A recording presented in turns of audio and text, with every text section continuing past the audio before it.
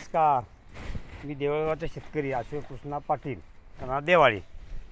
शिव माझा झेरू 265चा प्लॉट आहे.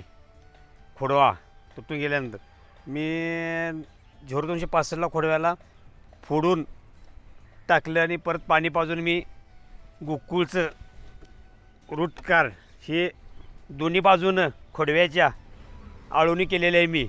त्यामुळं आळवणी केल्यामुळं मला रिझल्ट असा मिळाला की पांढरे मुळाची वाढ आणि पानाला आणि मक्याची असे दोन्ही मला फायदे चांगले झालेले आहेत. परत 15 दिवसानं भरणीच्या वक्ताला परत मी लागवड ही गोकुळचीच वापरलेले आहेत. 2 बॅगा मी पूर्ण पसरून टाकलेल्या आहेत. त्यामुळं मक्याला कावळी की ऊसाची उंची वगैरे खोडव्याची कावळी की शिवबागा मला प्लॉट कसा दिसतोय. आणि परत पुन्हा हे जे मायक्रो न्यूट्रिएंट आणि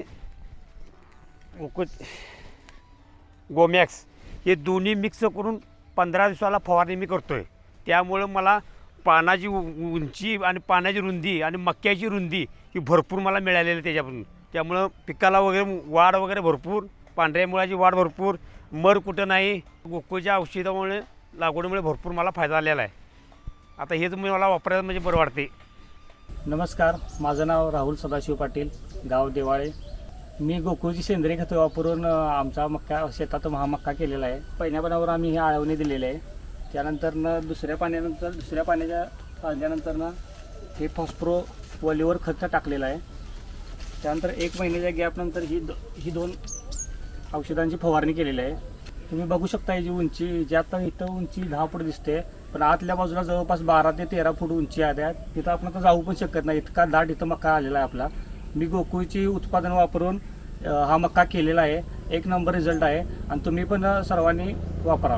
गोकुळची उत्पादन वापरल्यामुळे मला कमी जागेत जास्त उत्पादन मिळालेलं आहे. तुम्ही बघू शकताय पानाची जाडी, काळोखी बघू शकताय, उंची बघू शकताय. समोरच्या बाजूला इथं 10 फूट दिसते, समोरच्या बाजूला 13 ते 14 फूट उंची आहे. आपण तिकडे जाऊ पण शकत आहे, इतका दाट मक्का आलेला आहे आपल्या इथं. यावर्षी वैरणीसाठी हा मक्का केलेला आहे आणि यावर्षीची संपूर्ण वर्षाची वैरणचा माझा आता प्रश्न मिटलेला आहे. त्यामुळे मला आता यावर्षी काही वैरणचं टेन्शन नाही. कणीस दुधावर आल्यानंतर त्याची कापणी करून बॅग सायलेज करून भरून ठेवणार आहे. त्यामुळे माझं वर्षभरासाठीचं टेन्शन मिटलेलं आहे वैरणीचं. गोकुळची सेंद्रिय खते वापरून मला नक्कीच याचा फायदा झालेला आहे.